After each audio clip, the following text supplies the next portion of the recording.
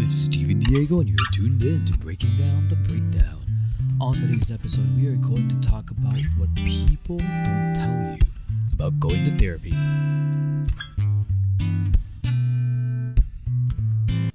Hello, everyone. Welcome in to another edition of Breaking Down the Breakdown. It's me, Steven Diego. I hope everybody had a great week. I can tell you right now, I didn't.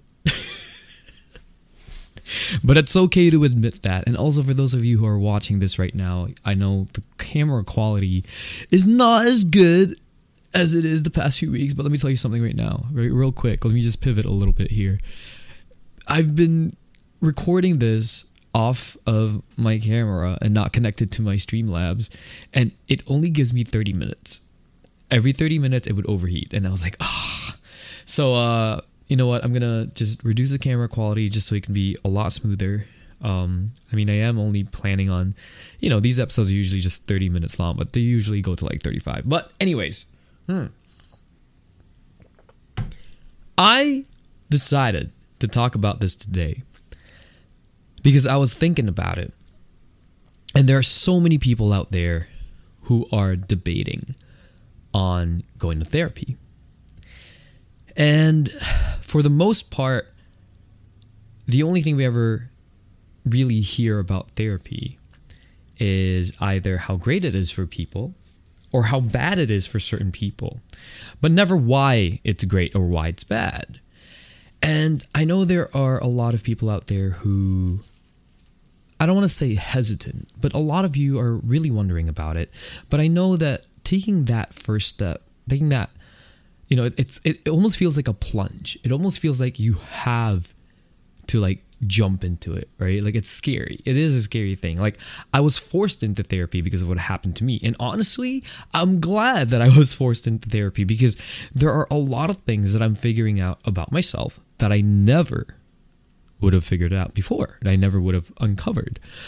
Unfortunately, and this is why I wanted to talk about this today. These very things could also be triggers for a lot of us. And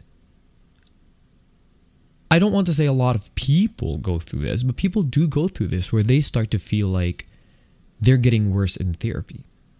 But we're going to get to that a little bit after. I just kind of wanted to explain to y'all what you're all into. So welcome. I was going to be like, pack your suitcase. No, that's not the right terminology. I was going to say, fasten your seatbelts because this is going to, we're going to try to avoid some whiplash over here. Okay, guys, but bear with me here. I need to share what happened to me last week. I had a therapy session and therapy for me is very triggering. For those of you who know, who's been listening to this podcast for a few seasons now, I'm very open about having OCD. Unfortunately for me, because I talk about OCD, it allows my intrusive thoughts to kind of get that gears rolling, right? For people with OCD, we don't like being reminded of certain things because it will take us down memory lane of how bad it used to be, how bad it is, how bad it could get. A lot of cognitive distortions, a lot of overthinking, a lot of what ifs, right? A lot of, trying to be like I'm psychic even though I'm not. I forgot what that was called. But a lot of that happens. And with therapy, for me, I find it is very triggering, especially depending on what I'm talking about, right? Majority of the time that I'm in therapy, I actually don't talk about my OCD anymore. Because for 4 years, I've learned how to live with it. I've learned how to manage it. But, managing it is very different, right? Like learning how to live with something is different from feeling like I'm free, like I'm good, right? Like I as much as I would like to think I am pretty good up until this weekend. And it was because therapy triggered that out of me. But as terrible as that sounds, right? A lot of you are listening to this, you're probably able to relate. First of all, I want to get into my side of things.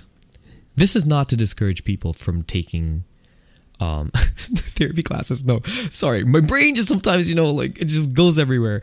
This is not to discourage people from seeing a therapist. It's really not. I am pro whatever it is that you need to do for yourself. See what I did there? Do I endorse it? Yes and no.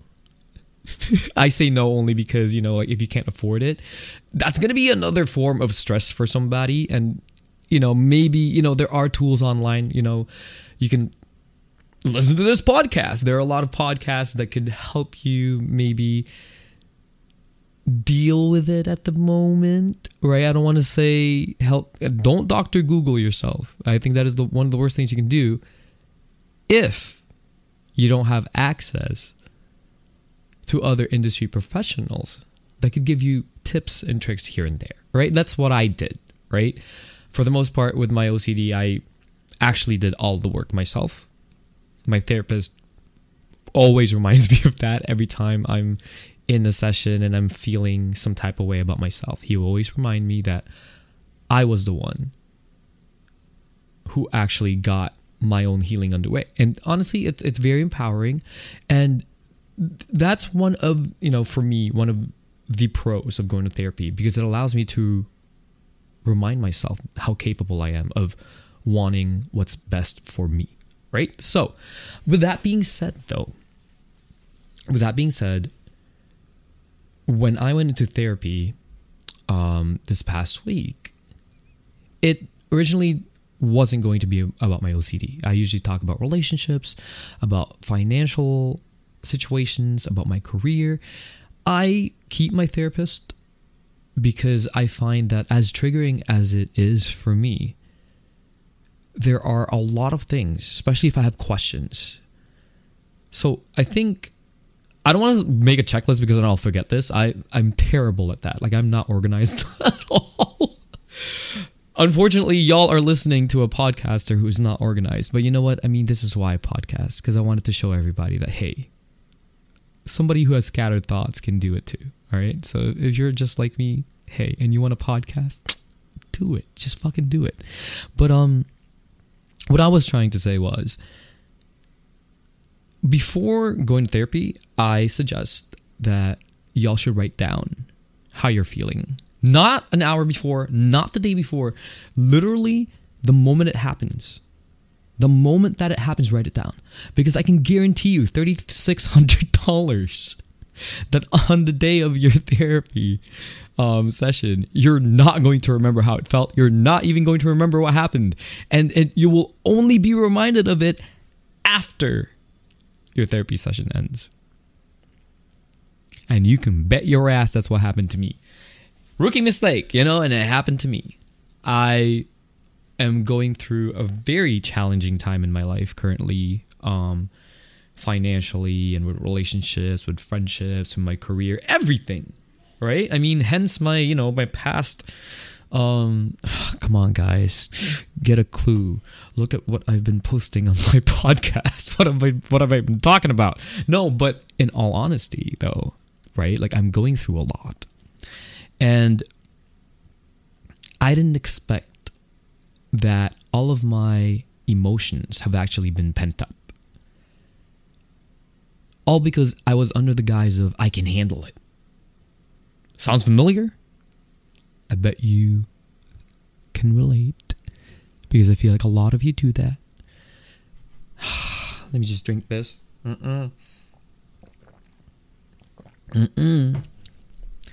I mean, it's never advised to do that, but we're human beings, right? Sometimes we don't know how or where to place our emotions. Sometimes there's nobody there, right? And it's, so I'm not going to get into too much in depth, right, with that, because we're not talking about that this episode. But the moment I started opening up to my therapist, there were things that I started talking about that I didn't even know I was going to talk about. Feelings that I thought I had resolved, that I actually didn't resolve. And by the end of my session, I was a mess. I didn't cry in the beginning. I cried literally 2 minutes before it ended. And before you know it, obviously he had other clients and he felt bad, but he had to go. right? And for me, it was one of those situations like, yeah, I understand. He didn't see me cry. He felt bad because he knew I was getting really emotional. But for me, I was a mess. And yes, I do take it online. So that's another thing for you guys. I'm so scattered, y'all. But just another thing. If you are looking into therapy and you are kind of hesitant because you don't really want to go to the office, you don't really want to see them in person, guys, online. I do mine through Skype. Skype? Wait a minute. Whoa, I meant Zoom. I'm so sorry. Guys, I'm like stuck in the 2000s. Like, I'm telling y'all. Like, just last week was some weird shit with me, okay? So bear with me here, guys. I'm trying not to disappear again from the podcast like I always used to when I'm not feeling up for it. But anyway, why did I say Skype? I have mine through Zoom. Oh my goodness. I literally just aged myself there. But I have mine through Zoom. And honestly, I feel like it's the same thing because I get what I want. It's not like I go to therapy so I can get a hug from my therapist, right? That's not how it works, right? The hug that I'm getting are actually tools. They are tidbits of information that I pick up. I usually have my notepad or WordPad or Microsoft Word up while I have my therapy session so I can type anything that he tells me. Small things that I know will help me, that I read through over and over and over again. Just so I can remind myself, like, this is what I came in for. But anyway, the point of that I was trying to make earlier was it was a very triggering session. And I was left there with my feelings. I had things to do that day. It was a very busy day for me that I wasn't able to just really process what I was going through. And it manifested itself throughout the weekend. I had plans with friends throughout the weekend, and honestly, I just disappeared from everybody. I want to give a great shout out to superb Twitch streamer / writer codename Sage for keeping me afloat this weekend. You know, like if it wasn't for him, I honestly would be more of a mess. But sorry, I just got to give credit where credit is due because it was a very challenging weekend. I don't think I've cried that much in a very long time. But another thing that had happened as a result of my session was I started having anxiety attacks again over my intrusive thoughts. That's something that hasn't happened in a very long time. It also sometimes manifests itself as nightmares to me. And just last night, I had one of the worst nightmares I've had in a very long time. For a lot of people, when they experience something like this post-therapy, they want to start kind of, and rightly so, but they want to start figuring out what is wrong with their therapist. Because for them, they think that a therapist shouldn't make you feel this way. And this is where a lot of people make a mistake. I will say that. There are certain therapists out there that I'm like, okay, yeah, like leave because they don't care, right? For a lot of people, they have to cycle through 3 or 4, I believe. I think what, 3 is the magic number for finding a therapist. I got lucky with mine. I got very lucky with mine. I was referred by the hospital, but that's also, I got lucky I was in the hospital in the first place and they knew who to refer me to, right? When you do your own research for your own therapist, that's very hard. That's very challenging. So I commend all of y'all who has been through multiple therapists and have finally found a really good one that really suits your personality and suits you better, right? But going back to it, a lot of people make that mistake because they think and they liken going to therapy with feeling good about themselves. Not necessarily getting better, right?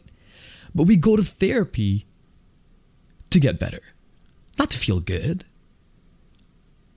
Feeling good could be a byproduct of getting better. Yes, in the long run, it is. If you look at the bigger picture, it is.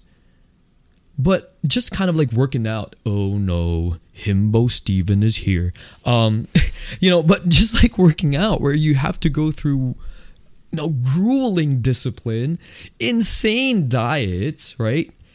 Like working out almost every day just to get the body that you want to go to the beach or whatever it is. There's a lot of pain involved. There's a lot of patience involved. And I think that is one of the biggest things about therapy that people don't talk about.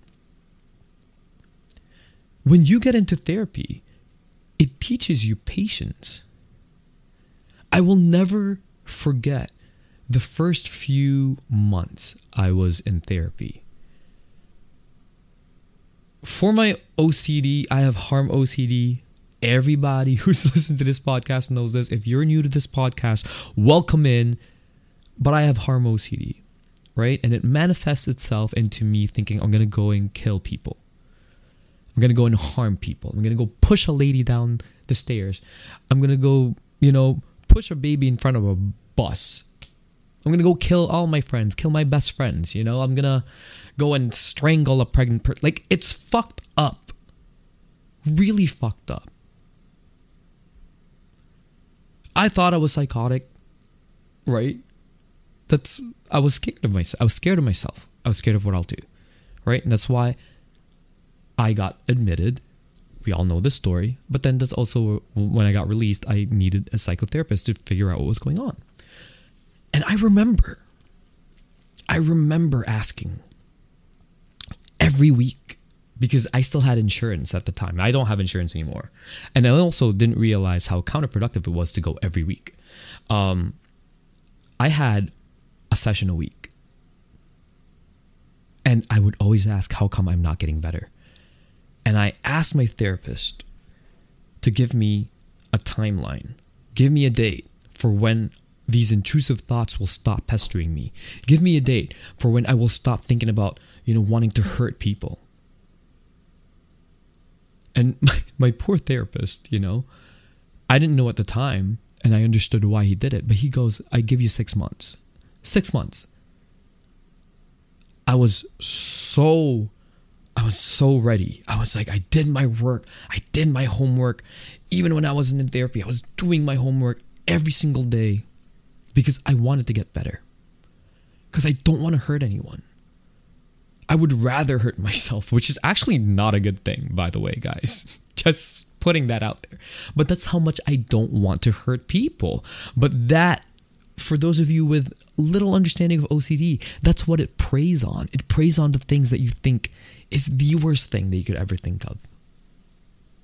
And that to me is the worst thing. And for me in my life is to hurt others. I cannot live with myself. If I ever lay a finger on anyone, I can't. So that's what it preys on. And, for 6 months, I would do things. I would do my work, but I would always check back on myself. It's kind of silly. There are some days where I would sit here and I would test myself. Let me think about something violent. And it gets stuck. What did I expect? Well, I expected to have been getting better. Because I didn't know how it worked.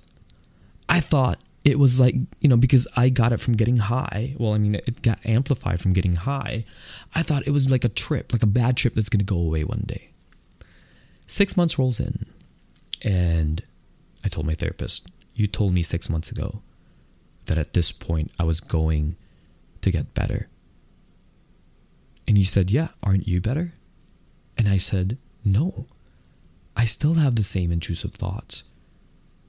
And he asked me, do you still have terrible anxiety attacks? I'm like, no, I know how to deal with them.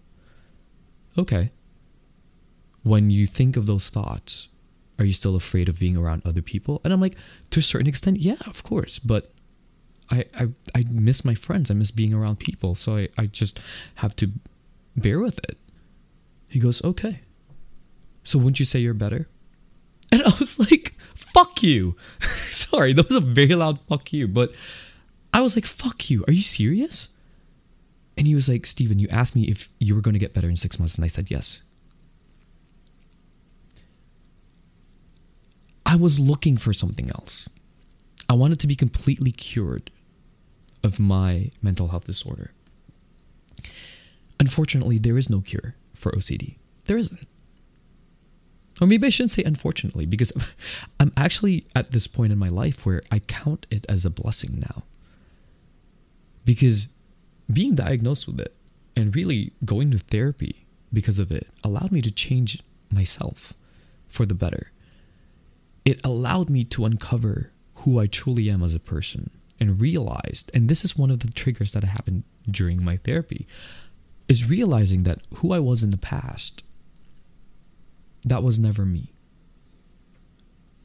I had fragments of me that would come out here and there, but I never knew who I truly was because of all of my traumas, because of everything that I've been through.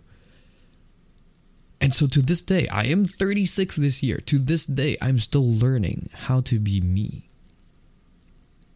And going to therapy really helped me understand that this is what life is. It fucking sucks. But it's so exciting. Because for a lot of us, we haven't even met the best versions of ourselves yet. But we're already trying to rob ourselves of that chance, of the opportunity to be that. All because we don't know what to do with our emotions, with our feelings, with our situations, with ourselves. It was very important for me to talk about that. Because for a lot of you right now who just finished therapy and you're second guessing why you should keep doing it because it hurts right now, always remember that. You gotta go through the pain, right, to get better.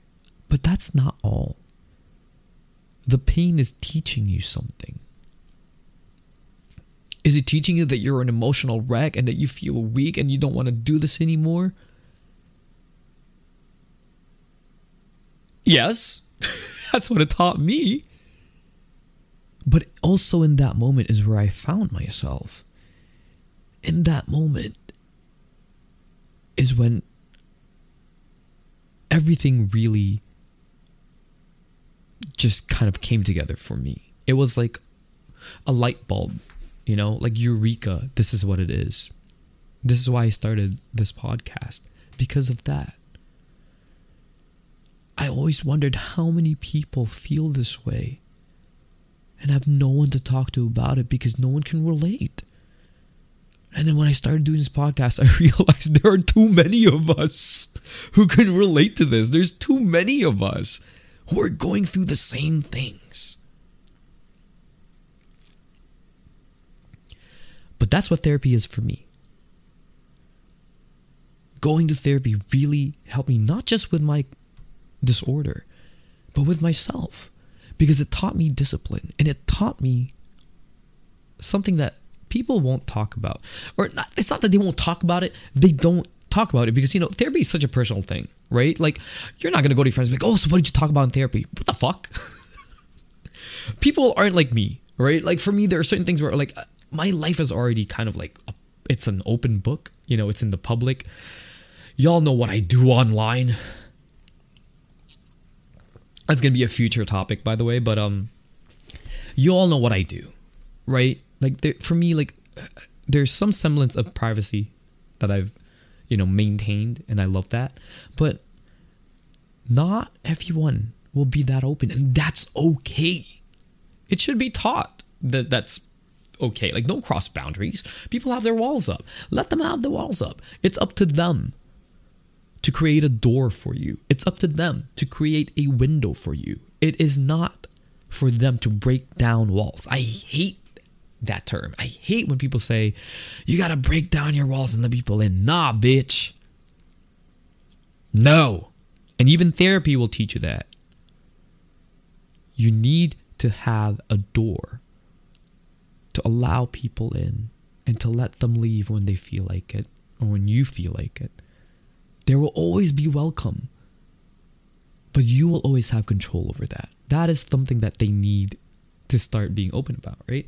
But one of the other things that they don't really talk about when it comes to therapy is the amount of work that you have to do, the amount of work that goes in to getting better using therapy as your tools. So many people go to therapy and all they do is vent. There's nothing wrong with that. I never say there's anything wrong with that. I know you're probably looking at my face like, oh my God, so I shouldn't vent? No. But be proactive. It's like a meeting, right? Schedule something. Even your therapist will schedule something. Your therapist normally will be like, okay, what do you want to talk about? We'll talk about this, talk about that, right? But for yourself, always have something for you to resolve. Venting may feel good, but when you vent and you realize, okay, well, I just told you all my problems, but I don't know what to do with it now. I don't want to say it's pointless, but you're going to have to spend another $100 just to resolve it the next time. So always give yourself time within therapy to allow your therapist to take you on that journey to give you the tools that you need. And if it's not resolved, right, it's to build up to that, right? It's to build a foundation for you to be able to find your own resolve later on. Things they don't tell you, honestly. This is so funny. Like, I decided to name this episode, Oh Therapy, You're So Funny, because it is. If people just actually listen to bits and pieces of this podcast and would fast forward, they will think I'm talking shit about therapy. And that's how funny it is. Because it's true. Like, here I am talking about how good it is for you, yet I fucking hate it so much. It can't be helped. Because I know it's helping me get my life in order. It's helping me realize things. It's helping me prioritize things. It's helping me a lot. I just hate putting in the work because it's painful most of the time. 27 minutes in, and let me tell you something. Even before this podcast started, I already had an intrusive thought stuck in my mind. And it's been with me for the past 2 days. There are certain days, if it wasn't for therapy, I wouldn't be able to sit here and do anything. I would be under my blanket listening to gospel songs, because at least gospel songs, I'm Catholic, and gospel songs help me. All right, I'm not saying you should listen to gospel songs, especially if you don't believe in God. I mean, shoot, don't. That's not gonna do anything for you. I'm just being honest here, guys. I don't ever want to talk about religion on my podcast because I am Catholic, but I'm open to all religions. Like, I have friends from different backgrounds. I will never force it down other people, and I would never expect people to, adhere to my own religion just because. No, it's not like that. So I'm just trying to say, right, you have to do what works for you. And for me, that worked for me. But even by doing that, I didn't realize I was feeding into my OCD. Much like washing hands, much like checking the doorknob, that was my form of checking. If only I listen to this because it's good, things will go away. My thoughts will go away. Therapy taught me that that's not how you deal with it. And I know this is going to an end. This has been the fastest 30 minutes of my life. But I could follow this up again in the future with somebody else who goes to therapy. I would love that. Actually, if you guys are willing to get on the show and talk about your own experiences with therapy, bad or good, both would be preferred. Please let me know. Find me on Instagram, Breaking Down the Breakdown Pod. Where's the pods? Wait. I don't even know my own Instagram handle. Honestly, I am the worst. No, that's page not found. It's pod without the S. Okay, Breaking Down the Breakdown Pod. Okay, guys? But honestly, y'all, if you want to be on the show, just find me on Instagram and let me know. Or email me, do it the old-fashioned way. Breaking Down the Breakdown at outlook.com. Can you believe it? We have our own email. Also, shout out to everyone, people in the Philippines who are listening right now. The people in Korea listening right now. I can't believe I'm number 8 on the charts. At least that one episode was number 8. That's wild. This is dedicated to y'all. This is dedicated to everybody, but a lot of you guys are listening to me from South Korea, and please hang in there. It's a very, it sounds like these, I wish I knew how to speak Korean, only because it's known to the world what's going on there in terms of suicide rates, and we don't know what's up. And if this podcast, not me getting emotional, if this podcast is at least giving some of y'all the distraction or a little bit of relief that you need to get through today, I will keep on doing this for the rest of my life. I would. It's fun. I can keep talking about the same things over and over again with different people if you like. But I just want to see everyone's journey not be stopped in the middle. All because we don't know what to do. And, again, don't ever be afraid to reach out, not just to me, but to anybody. Because you'd be surprised how many people can actually understand and how many people are willing to lend a hand. Oh, I'm a rapper. Anyways, all right. This has been Breaking Down the Breakdown with me, Steven Diego. Now, be kind, be compassionate. You never know what people are fucking going through.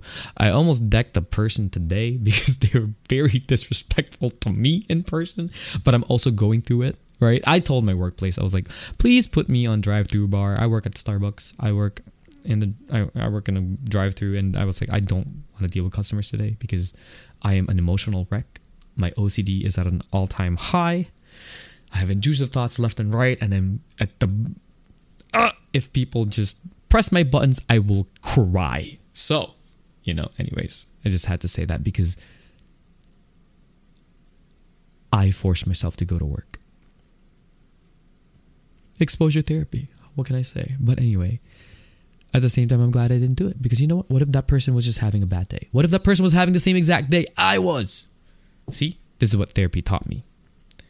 It taught me how to be compassionate towards really rude individuals. But thank you so much for listening. I will see you guys next week. Thank you again for being here. And please hang in there. You're beautiful, all of you. Life is precious. And as shitty as it can get 95% of the time, I know the 5%, when it seems too good to be true, it's real though. Let's hang on to that. All right, guys. Good seeing you. Bye.